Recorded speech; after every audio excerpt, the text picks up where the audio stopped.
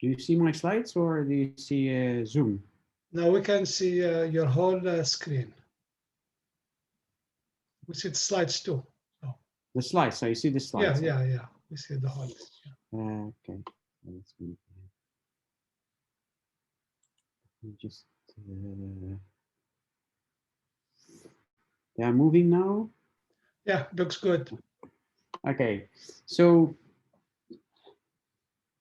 what I'm trying to do today, I think I will try to finish this MPI because we started already. Maybe summarize a little bit and try to finish this lecture about MPI. And I will have reserved. I have reserved some time to do a bit of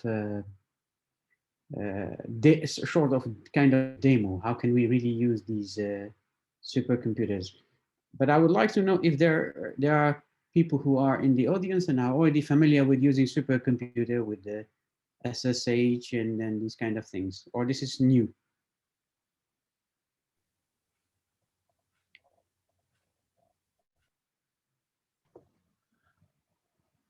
You can answer in the chat. In the chat, yes. If you want just put to something, say yes, no.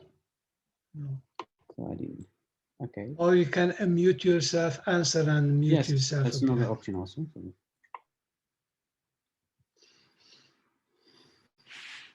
Okay, if no one has never had the chance to work on a supercomputer, so I might reserve a kind of section for today just to show you how we can connect to a supercomputer, how can we run one of these MPI or a couple of MPI programs, and just to give you some hands-on, just to change a little bit, because I know that's boring to always listen to a person talking. I never seen things working out. So this is my plan for today. So finishing this MPI section with an example. So we will go through a couple of examples, at least one, a big one, which will try to put in practice all the things we have been talking about. Just for those who were not present the last session, and also for maybe just to refresh a little bit what we have learned. So we learned about a way to program, to write a parallel program, and this one is based on message passing interface. This is why I call it MPI. We said it's in a standard way, and we gave all the details. But just to summarize, it's just a way to make two processes which are independent talking to each other, and the only way to make this communication is through message passing. That means we have to explicitly, as a programmers, to write a send message and a receive. That's basically what it is. Send and receive messages between processes. And it has been designed to work for distributed architecture, where distributed memory systems, where processes do not share anything. That means they just need to send messages in order to communicate. There's no shared memory we can use to pass data from one process to another. I think we went a number of times. Maybe I browse quickly the slides. We just said that, yeah, of course, there are multiple versions of this standard. It started in 1992, and now we are in 2020. 4 versions of MPI. That doesn't mean that the MPI that has been designed in the 90s are completely now obsolete, or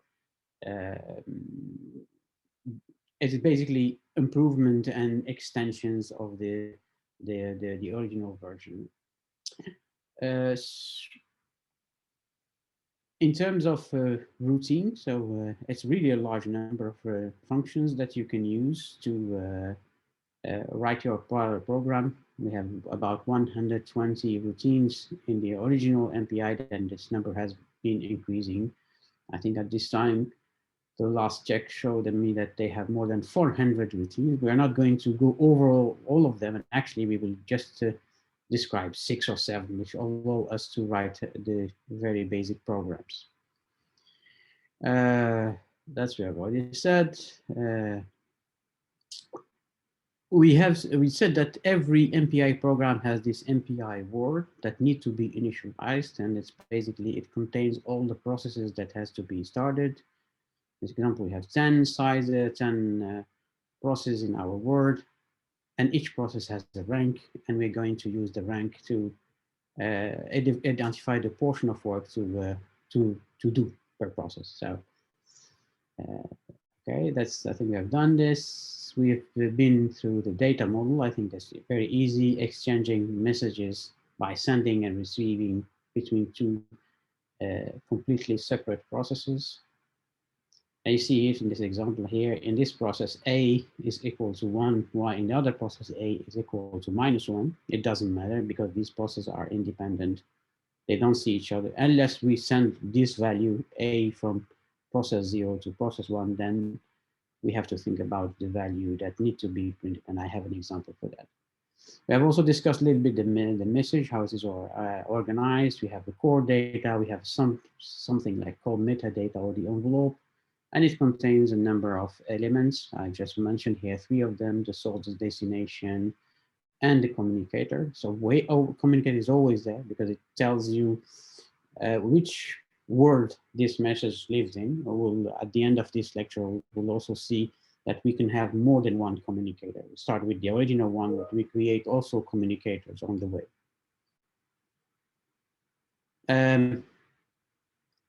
We also mentioned a little bit the data types, and we said that the data type is very important. They have to be matched, otherwise there's a problem. And they basically match the simple types we know in any programming language like char, unsigned, long, etc.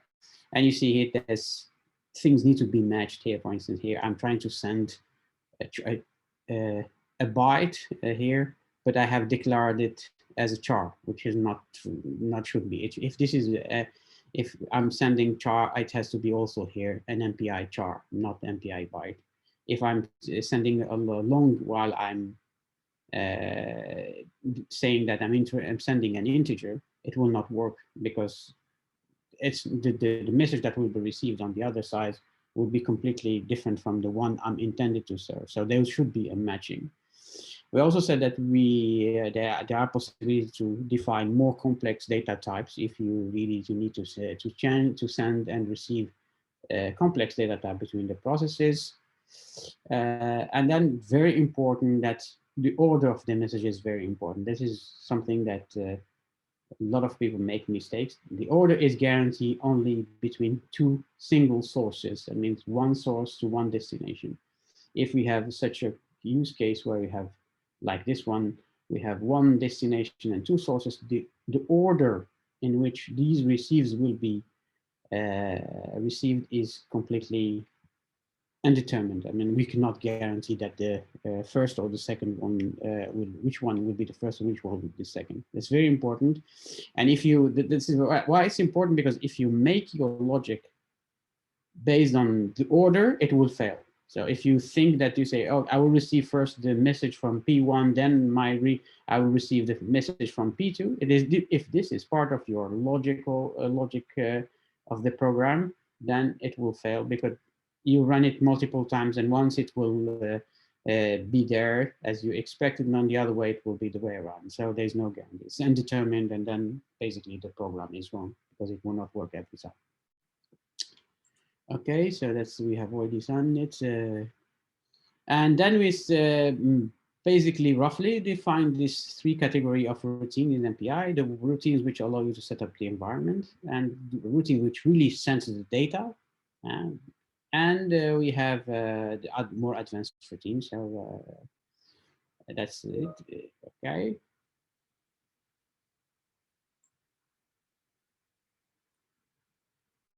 Okay. Let me just continue. See, we have discussed the concept of synchronous versus asynchronous messages. So synchronous means that the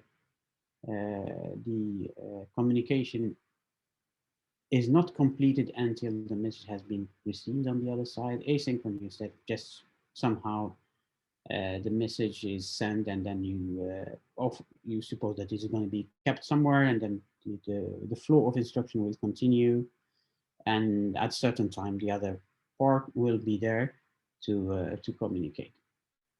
So there's a couple of examples here for synchronous. It's called like MPI-S send. You see the S is for synchronous. This is one of the methods that allow you to send synchronous messages, and the MPI-I to send you asynchronous message. This is all these things we have discussed. I just want to go briefly.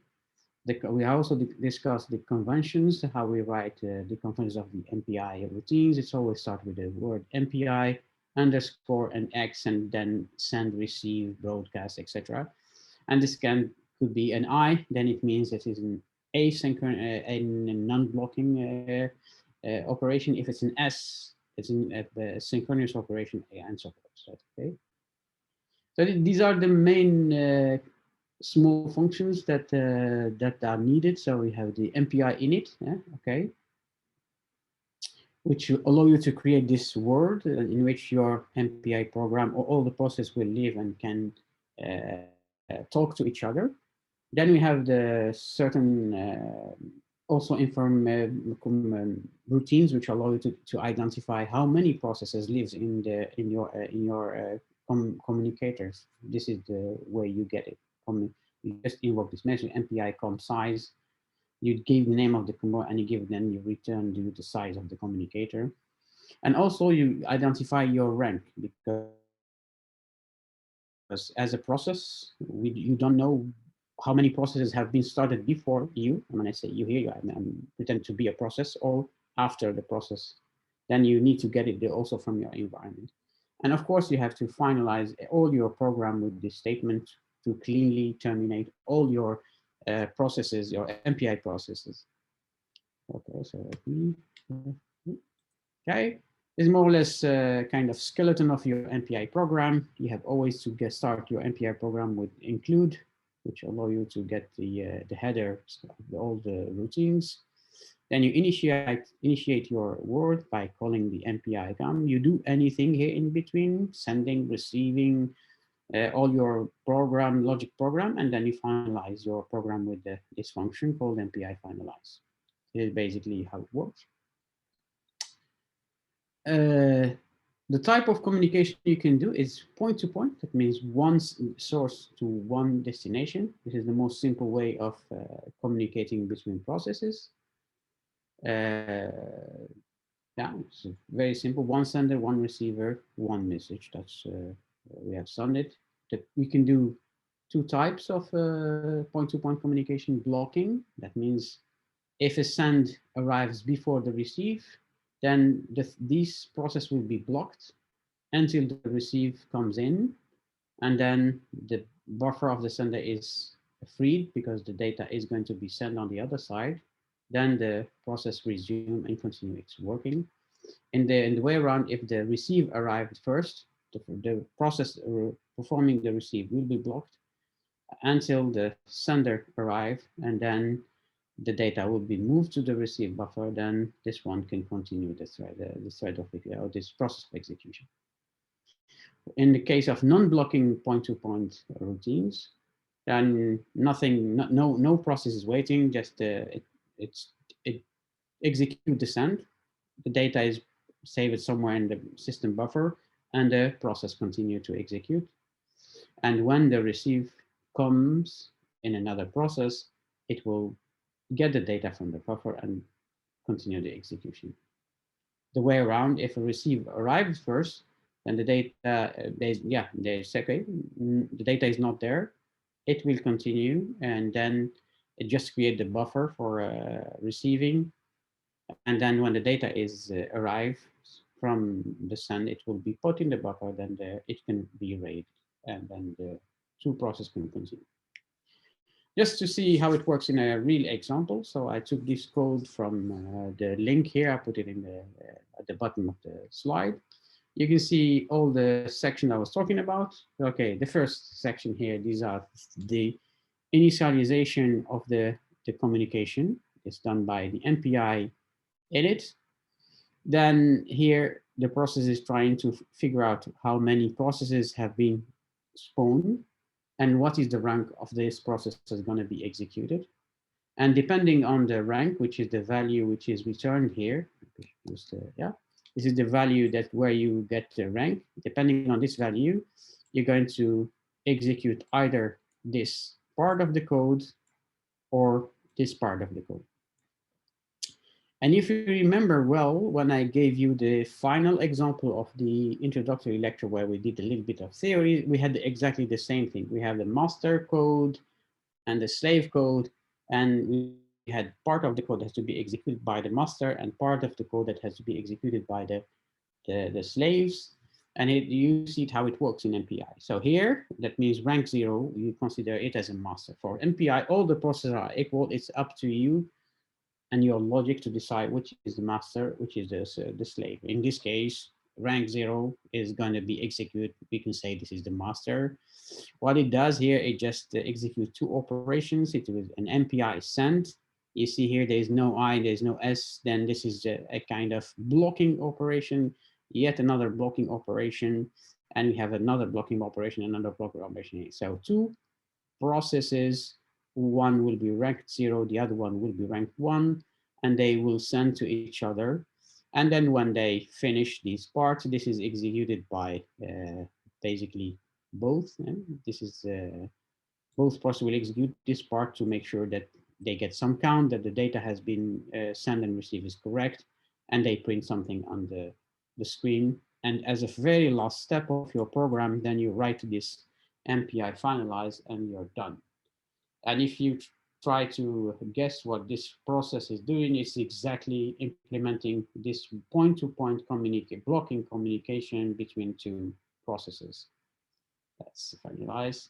And it's blocking routines because we are using this MPI send and MPI receive. And this is basically what we are implementing. We have just implemented a program which allows two processes to talk to each other, and we are sending here the value because this is the input message, the output message here and in the send. And if you look at this, this is the value of X. So basically we're initializing this out message to X and putting in a send and sending to the other process. And this guy is reading this message over here. Now there's no initialization. So if this is going to be executed, then at the end, this process rank 0 will send X to 1, and this one will have the value of X over here. So he needs to read it. And the way around also is that now it's sending the inside to sending back to the other process, and the other one will receive. This will work, but I'm going to ask you a question. What if I exchange the order of these operations? That means for process 1 also, it will start by sending and receive, and the receive will be the second one. What's going to happen to our program? You can write in the chat, or you can just, it's one word. I mean,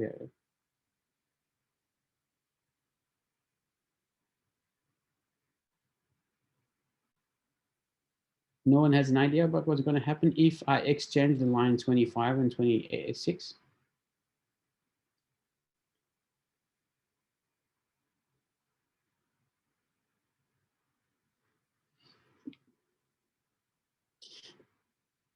To understand it, is that every process is going to execute this operation in this order. That means it's going to be executed in this order. That means this send will be executed first by processor rank 0. And in the case we change the order, there will be another send, which will be the first one to be executed by process 1 of rank 1. And if both send are blocking routines, what's going to happen? That is, this one will just say, okay, I don't have any receive on the other side, so I'm going to wait. So I will never execute this receive operation until this send has been finished. And the other way around is also, he will say, okay, I'm starting with the send, so it's blocking. I'm going to wait for the receive to be executed, and both receives will be executed only if the send's finished. Then this going to block. And we have a deadlock.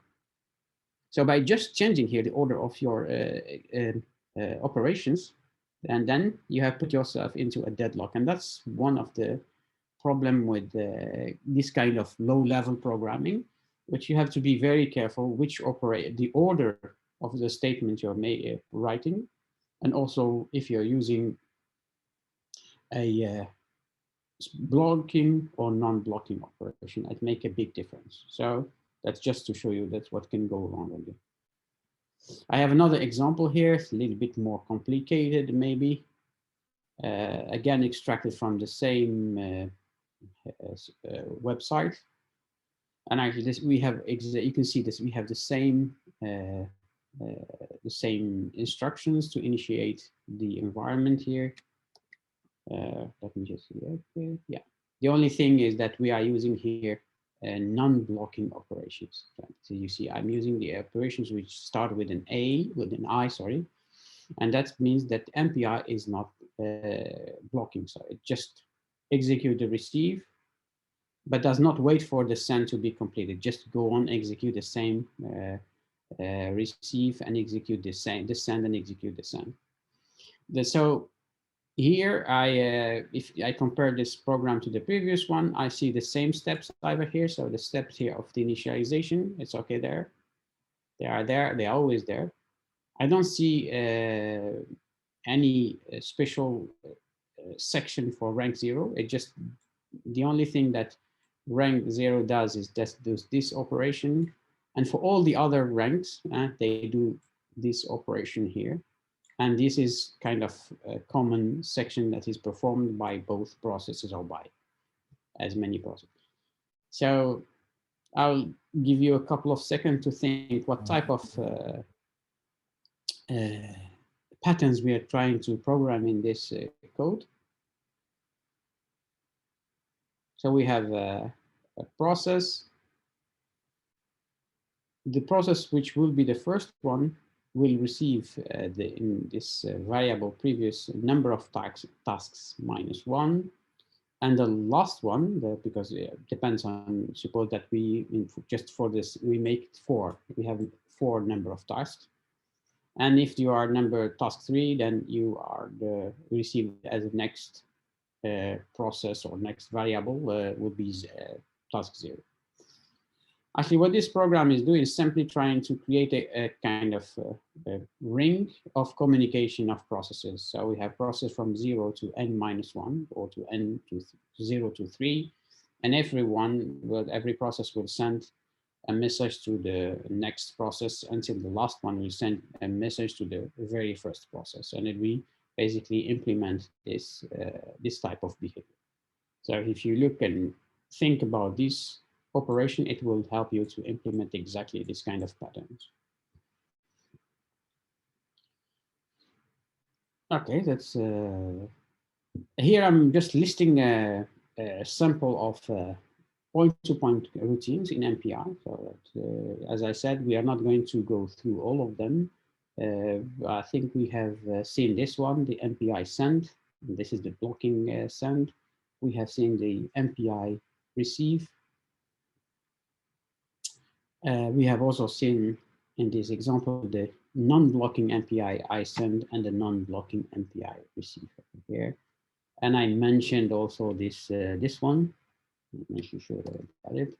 This is a synchronous. What is the difference between these two? They are both blocking. The send we have just used in the previous example is a blocking, and the S send is also blocking.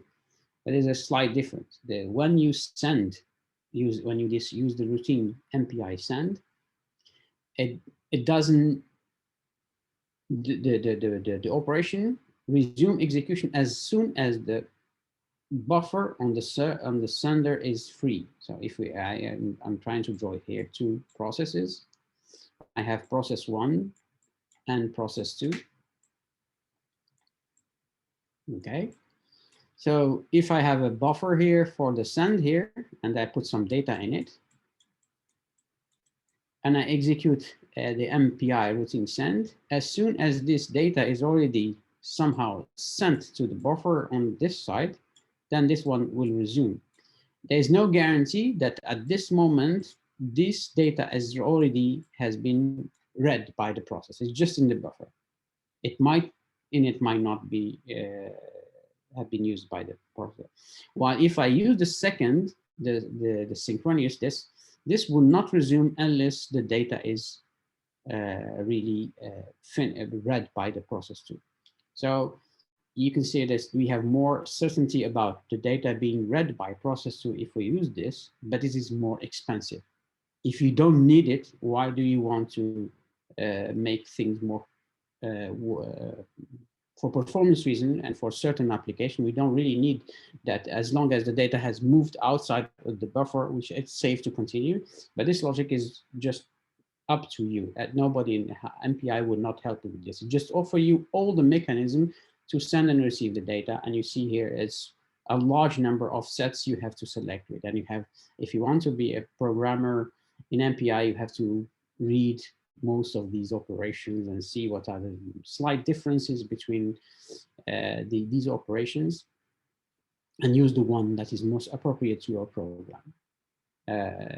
Just as this here, I'm putting here just when you use this MPI non-blocking operations, usually you have to also consider using a wait at the end, because since you don't know when the real operation will finish, because there should be a kind of barrier or wait statement that guarantee that all the processes that are started has been finished, then to continue with something that could involve the usage of the data that is being sent and received from the processes. So always think about using an MPI wait when you're using an MPI non-blocking operation, especially if you want to use the data that is being sent around. And I don't think why it doesn't make sense to send data and not use it later. So that's okay. This is just now. The other type of operation is the collective operations. This is we don't target one process, but we want to send the process the data to all the processes in our world. And we call them collective operation because of this capacity of sending one to many, from one source to many destination.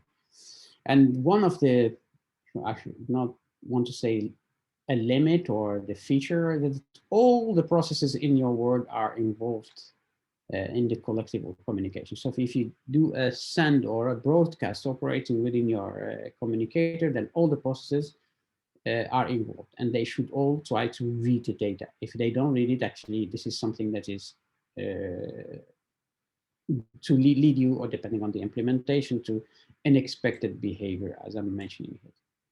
So all the processes, I said, are part of this collective communication. All processes by default are a member of the original MPI COM world. We said it and I repeat it many times. When we started with a number of processes and they all belong to this initial COM. Luckily, we can also create ones after the initial process has been run. There are for some reason, if you want, for instance, to create a subset of processes that communicate and not all of them, this is kind of limitation, then we need to create a kind of new word, a new communication in which these processes can work in.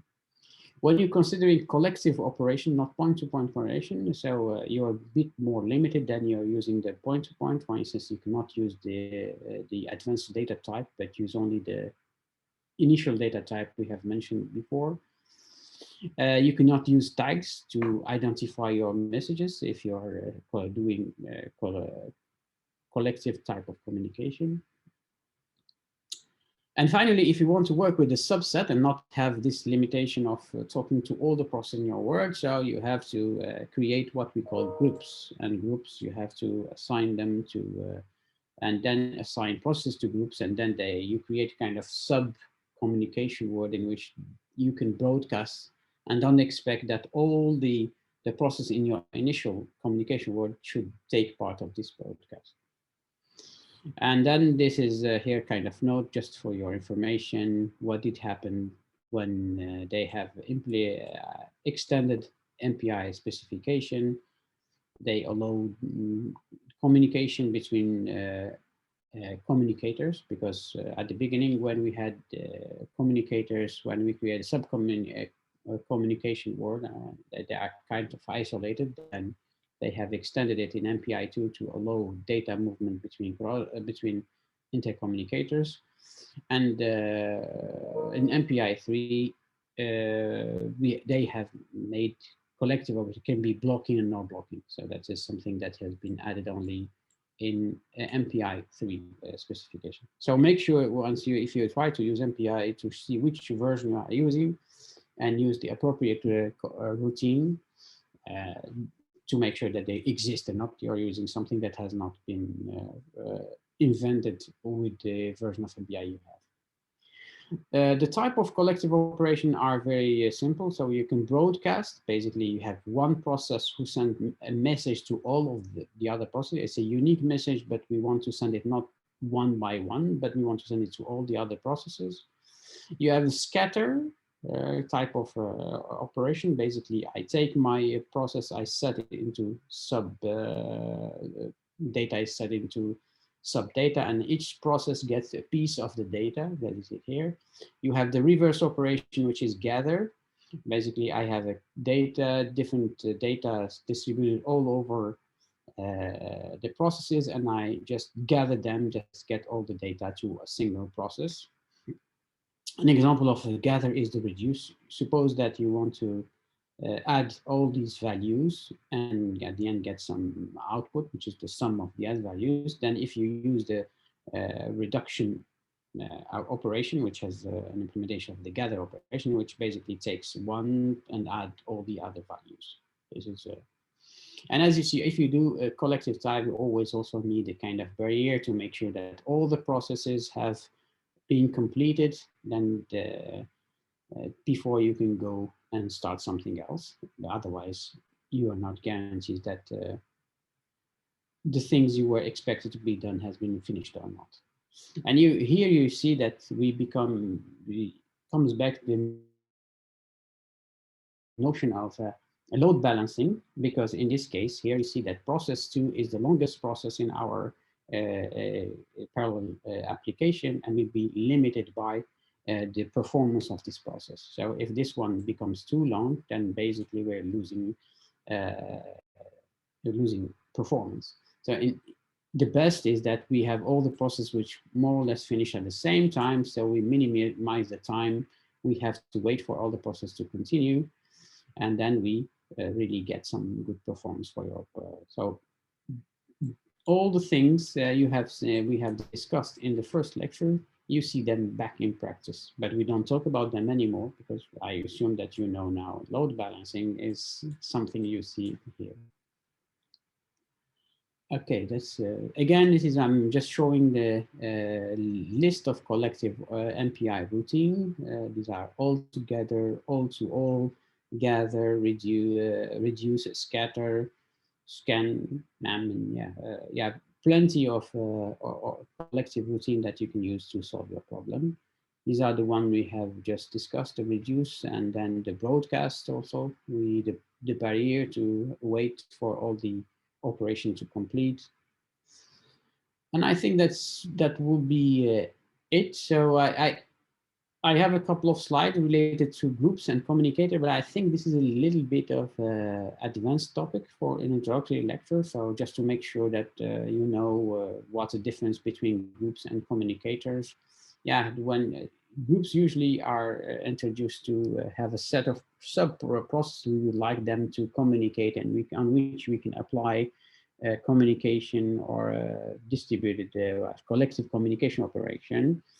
They are created for this purpose, and and then sometimes group and communicate have been overlapping, but in terms of programming, this is basically what they mean. So I'm not going to go into details because this is not really something that you should care about at this moment. First, try to get your first MPI program running, write a couple of program where you have one communicator and a set of processes, then later on think about creating communicators, inside communicators, and group of projects. So I'm going to skip this part, but I will leave the slides for you just for your information in case you are interested. And finally, just I'm listing the extensions that have been introduced by MPI2 and MPI3. So MPI2, what they have introduced, for instance, they have introduced the one-side communication. This is to support shared memory type of operation. Remember, when we started, we said MPI is only for distributed memory. But after MPI2, they started also supporting MPI with shared memory. See here, they have introduced the notion of put and get, while in all the previous examples, we are talking about send and receive, and send and receive seems that people, process are talking to each other, waiting for each other, but you put something in a memory, not in a process. Then here, now we have more routines for in MPI2 to do kind of shared memory programming. They have also extended the collective operations. We have just discussed allowing collective to commit. That's why I think already I mentioned this before in the slides. New bindings for the language, etc., etc. So these are for MPI2 and the same thing for MPI3. I'm just listing it for your information. With this, I think I conclude the topics I wanted to talk for MPI at least. I think I know this is just a small introduction, but before I finish today, I would like to show you a few examples here. So for instance, let's take an example and see if you have really understood the concept behind blocking, not blocking. A simple example here, I have two processes, P0 and P1. Then I have a variable A with 100, and the A is 92. It's normal, two processes, and they might have different values here for A.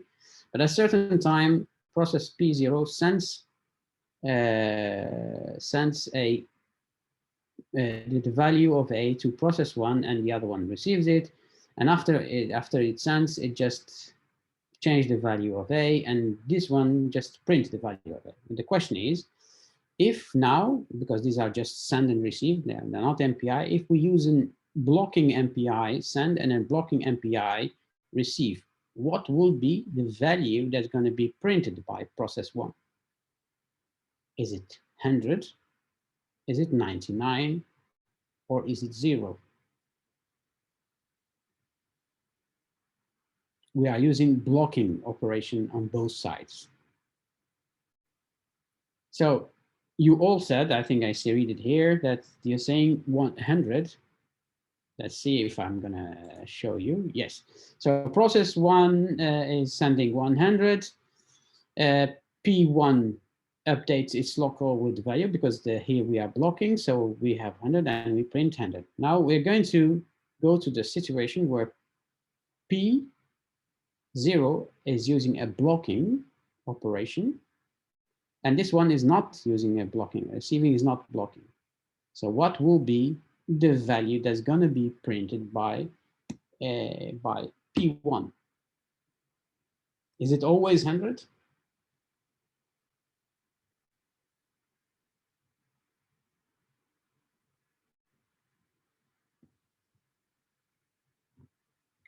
No, yes, if it is no, so what could be the values? Is it all three values?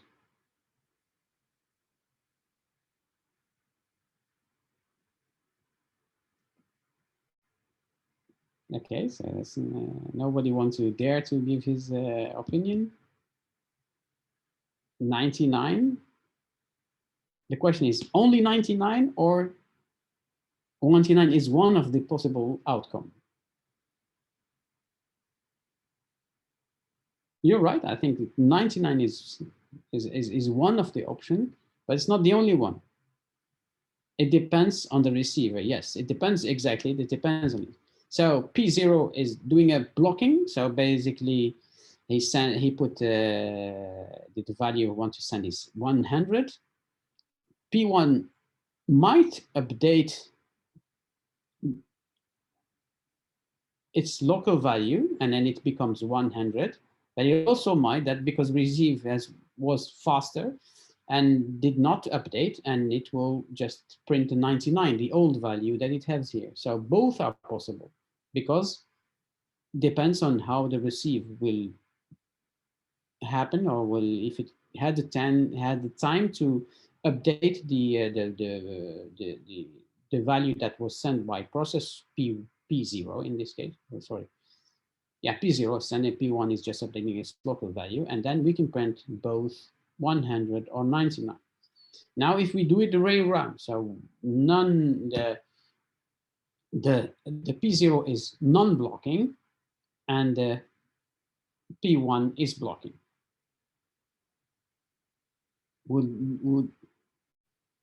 It's going to be 0 or 100.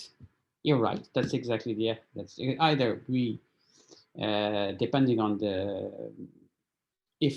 because remember this as soon as this one leaves, then this one is free to continue. It's going to be either 0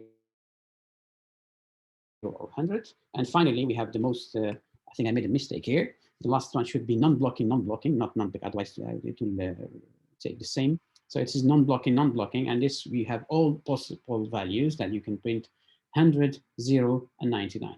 Just to show you a very simple example of a code where you can get into interdeterminate. So if you're intending this behavior and you want to print always 100, so be careful which blocking operation you have to use, and because you might end up with this kind of behavior, and this is not exactly what you want to have, and that will make your program fail. I have another example to complete this section. So just it's a little bit an application of the example we have seen in the previous lecture with the function which has no dependency, and we could cut the data into pieces and work safely, and then we did a bit of parallelism. Here I have a wave equation, and I would like to calculate the amplitude of the wave over the time t. So first question, can we parallelize this code or not? And this is the equation of the wave. I want to calculate the value. This is the amplitude of each point here at time t+1, and this is how it's calculated. Can we parallelize it or not?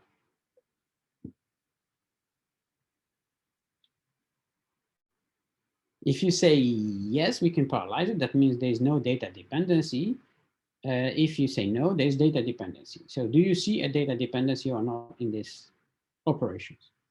Because you see here indices, and the indices, sometimes I see t -1. I see also I and I+1, I-1.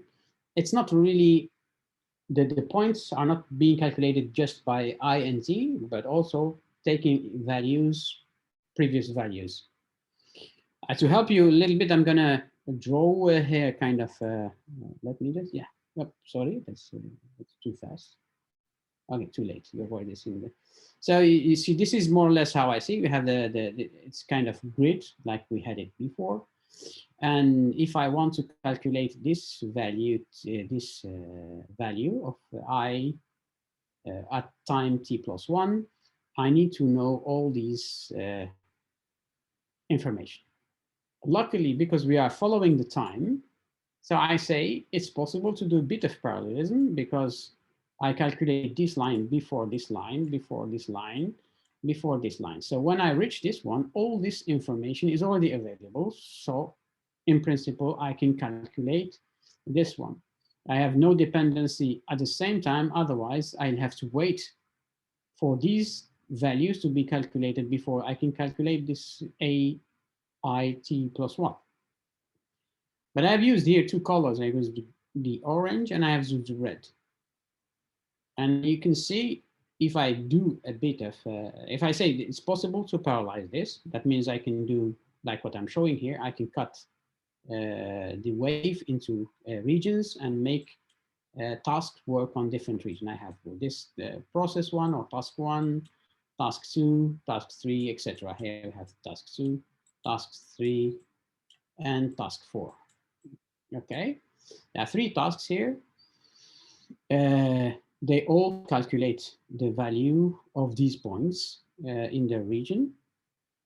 And if I want to make these colors going and planning here, so I think that yes, this is how it's what's going to happen. So this is the process 1. This is process 2. I just may shrink it a little bit to be 1 element, and then this is the process 3.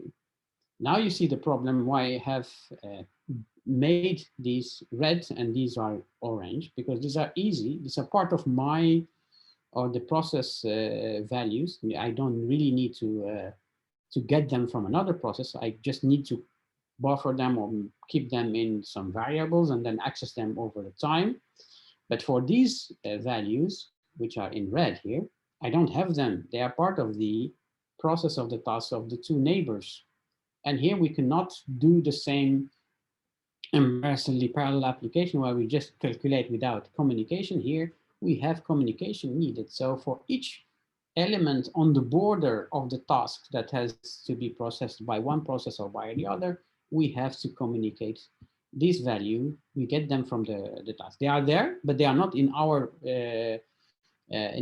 space. Then we need to ask them. They have to be sent by process, and then I have to receive them. Then I have to include a send and a receive operation for these elements over here, and also for the same case here and for the same case over here. We call these hello regions here, where you need to communicate the value between processes. Then it's definitely, we can parallelize this code, but you have to be careful because communications is needed. And here again, we can do the same, follow the same pattern as we have seen in the previous example. We have initialization, we have communication, and we have finalization. Destination is very simple. So here just we have, depending on the rank here, we should, I'm not writing the full code here, but just summarizing piece of this. I assume that initialization has been done before. And here you have the master. We know the master is going to be, for instance, the rank 0 is going to execute these tasks, and he's going to let every process know which part of the wave, or the region of the wave, it has to process. So it sends this information to the processes, P's and P, depending on the number of processes involved. And if you're not the master, of course, you just receive from the master the values, and then you can start working on your. And here because I'm talking from one master to one receiver, or about one. So the order is going to be guaranteed. There's no need to do extra measure, but this order is going to be guaranteed, and we know that the first receive is going to be corresponding to the current value, and the second will be the old value. If I had a broadcast of this kind of collective, it will not guarantee. Then I read, and I don't know if I'm reading the current or reading the old version, and then it put myself in trouble because I don't know where to put them in the equation to calculate the new value of the amplitude of my wave. But in this case, it's guaranteed. It's have one master sending to one receiver. So the guarantee that the current will arrive always before the old. So, and then safely, the receiver can read the first value and say, this is the current value, and safely you can say the second read is, our second receive is the old value, and I can just go and into my equation and just replace these 2 values and calculate the new values. That's not a problem. This is the core of the program, which sends the data between the processes. Here, they did it this way, so it's not my code, I'm just taking it from the internet. So they do a send and a receive, and a send and a receive. It's kind of, first we send all to the left, and then we received from the right then we send the right and receive from the left to make sure that we can create a kind of loop of communication as we have seen in the previous. You see all they send to the left, and then in the second line, they all read from the right, which is normal. Then we have created a kind of loop, and then no one is waiting for the other. And we do the same thing. We send to the right, and then we read from the left. And then we have the data has been passed, and then we do another iteration of calculation and so forth. So you see now here, it's more, if it's more logical here, I have just taken two regions next to each other. The only problematic value is that this data has to be sent to this one to be able to calculate this one. So, the problem with this, it will work. I mean, definitely this process will work, but it will not be optimal. It will not give you the performance as you have seen. I remember, we have seen the video which take a code from 50 seconds and make it 1 second. Can you guess why?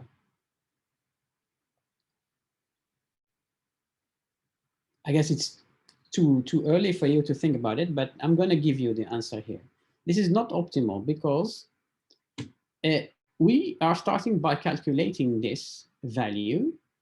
And this value, we cannot calculate it because we need to wait for this value to be communicated by the other processes. But if we start with this value over here to calculate from here, this information, we have it already here. Then we don't need to wait for the communication.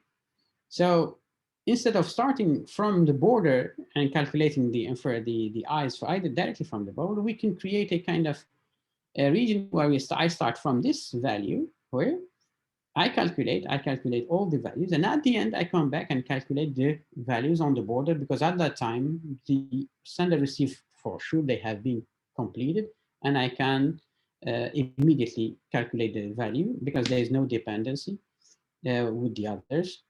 Then I can save more time. So if I do it the second way I just described, it will be more performant. Both programs will work, but one program will be much more performance than the second one. So this one, which starts directly the loop from 1 and goes to the final value of your part of the process, will not be very, very performant.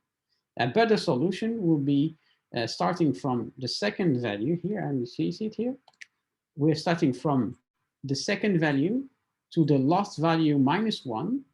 And then when we finish these calculations, we are sure that the sends and the receive have been performed, then we can calculate the values on the border. And this will give you better performance for your program. And you see, this very small details in your program can lead to a huge performance. And if this is going to be done millions of times, then it's going to be a huge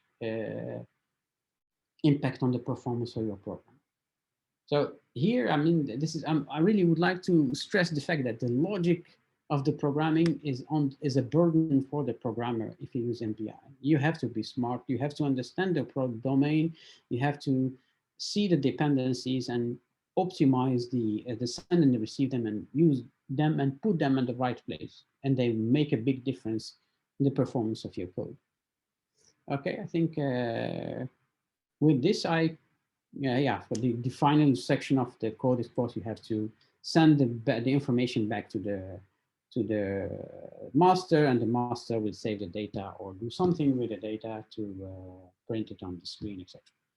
That concludes my course, my lecture on MPI. I hope you understood it. If you have time, I can show you the demo. Otherwise, I can skip it. And so, what do you think, Mohammed? Can we do the demo or? It's fine with me.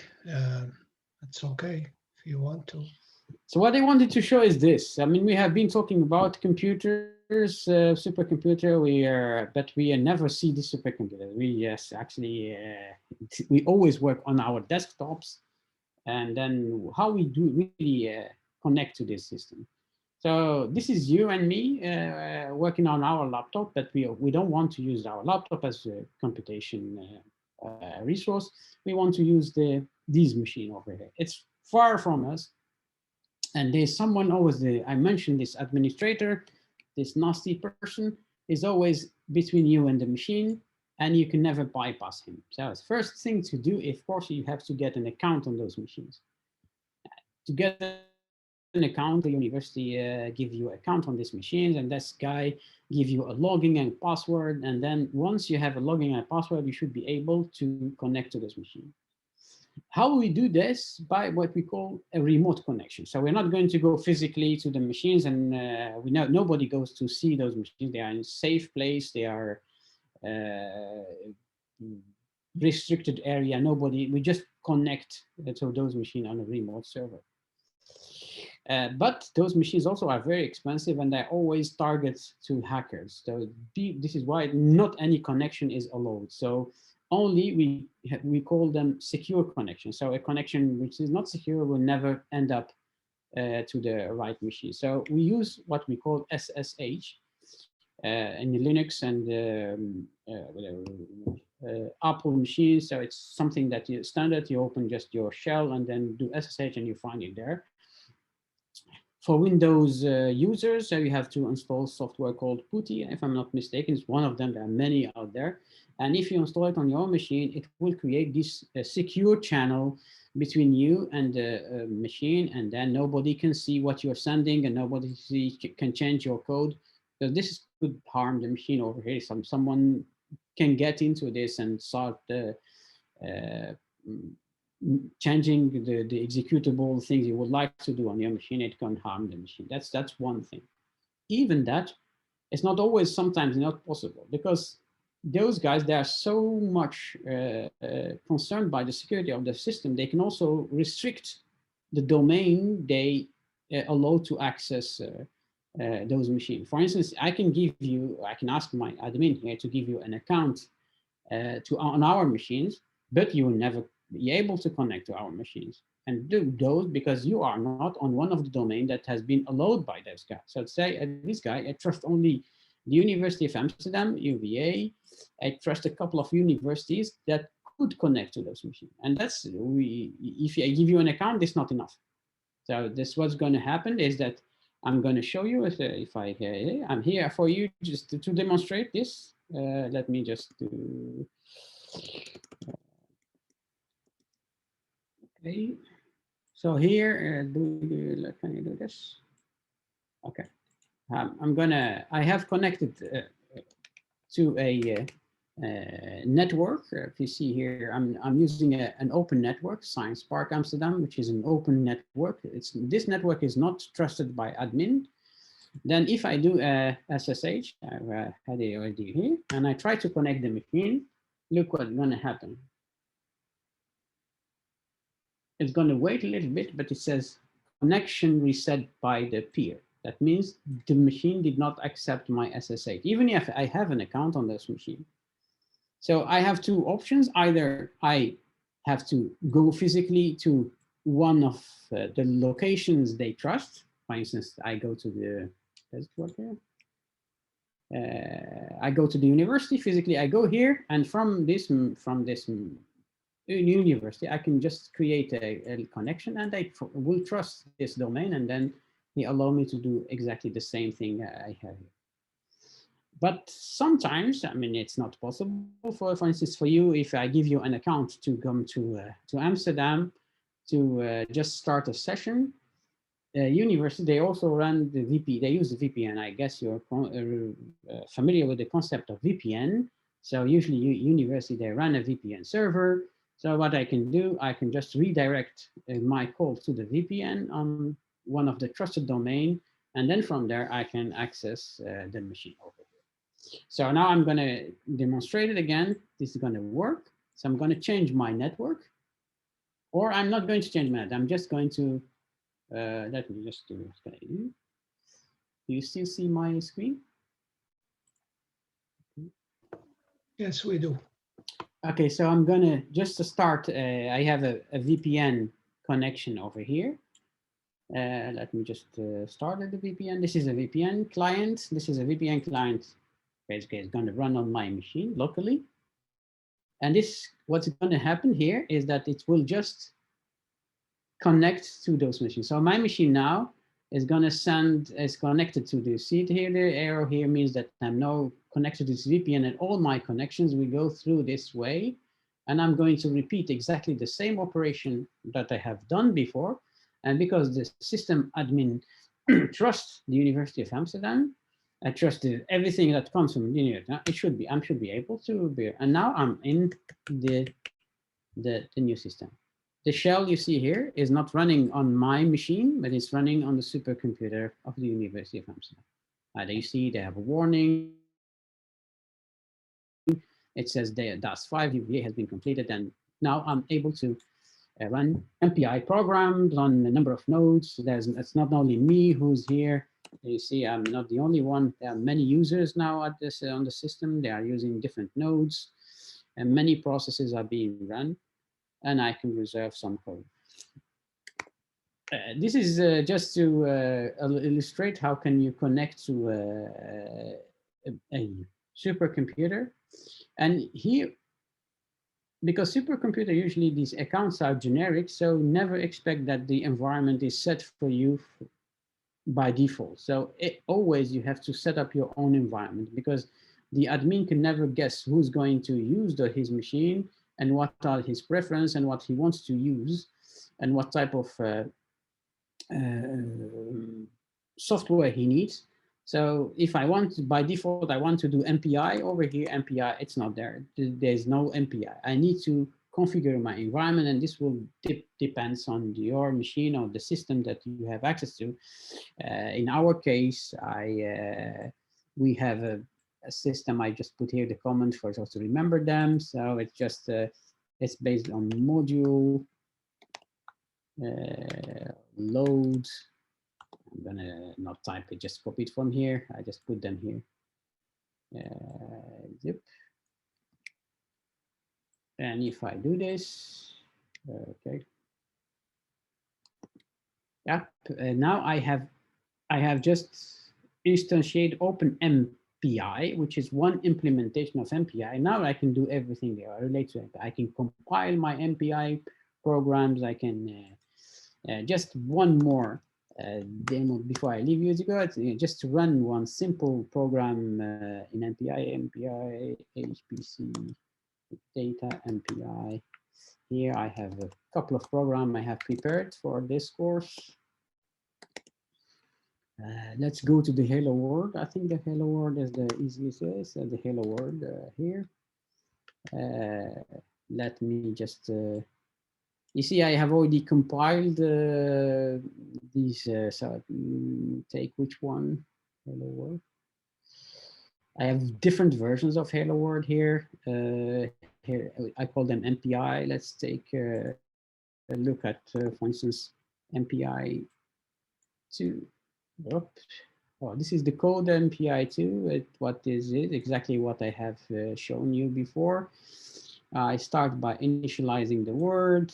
I get the size of the word, the rank, and if I have a process rank 0, it will print this. If it's process rank 1, it will print this, and if it rank 2, it will print this. Otherwise, it doesn't print anything. Okay. Okay, so and then I finalize my code with this thing we have seen many times now. Let's see if I can compile this. I still have the code somewhere. I don't want to type. This is to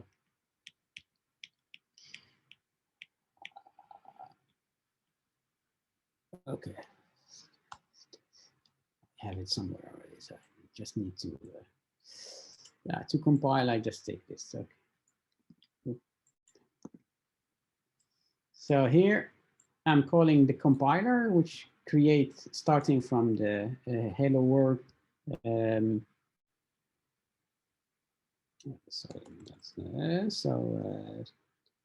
Yeah, you have to learn these magic things, but it's not very important for the time being. So I'm saying I want to create a program I call test. This is the output, and I would like to compile the MPI word 2. Adam, can you make like a screen bigger or like full screen Let or me just something? see if I can. Something like that? Yeah, that's better. Something like like that? this. Yeah, that's a That's lot what. better. Yeah. Okay. So this is, I'm just trying to compile this code. This is the original code I just showed you, the hell. This is will be the output file test. And then this is why I use this. And I try and do some parameter for the compiler. You can learn about this parameter later on. So I wait a little bit. And that has been compiled. So if I do light minus t, where is the test? It should, yes, it has been created. It is here.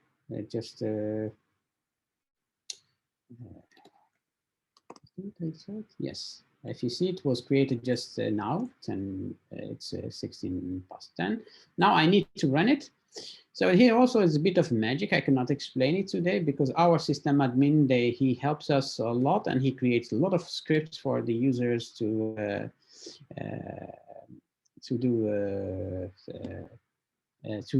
run our program. So I'm going to use this command, which use prun, and I'm going to use 2 nodes on the supercomputer. Every node has a number of processes. I would like to run 8. And at the end, I just want to run, I want to run my test. I'm going to create it here. Oh, shit, sorry.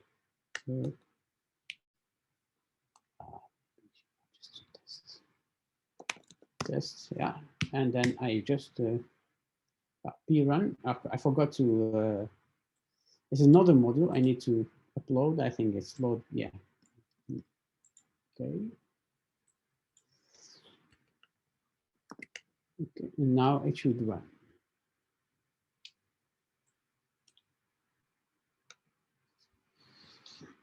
If we go beyond the demo effect, it should run, and we will see a number of processes that has been spawned on different node of the clusters.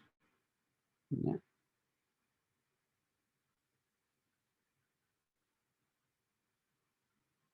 Yeah, I see here that something went wrong. The primary job exit with an error. MPRN detected 1 or more processor exited with no, so it did not want to run my jobs because the code I was trying to run is not completely correct. Fortunately, I got into the demo effect. But this is how I think it will take too much time to try to fix this. I just show you more or less how can you use a supercomputer and yeah, as a simple demo. So Put any some questions? comment in the chat if you want to take a look. Yeah, sure. That's where are the comments? How can I see?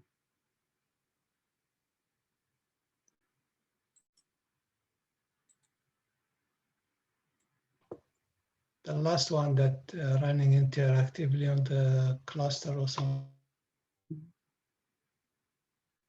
Nice. Are you running interactivity? What do you mean by interactivity?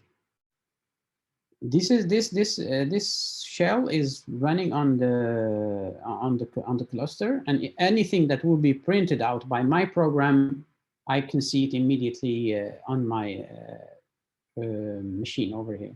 And you just saw that the test did fail, and I could see what's happening on the supercomputer, and it sent me the error. So the standard input, the standard output are basically redirected to my client machine, and I can see what is happening.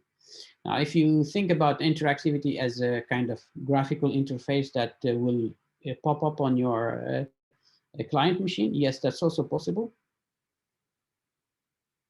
Interactive versus submitting job. We submit the job. We always, I don't know what you mean, submitting, the systems always work with queuing. So we submit to a queue, the jobs go into queue. This is why you thought that it was waiting a little bit before it started getting them. And then after that, they go after the queue and then they are executed.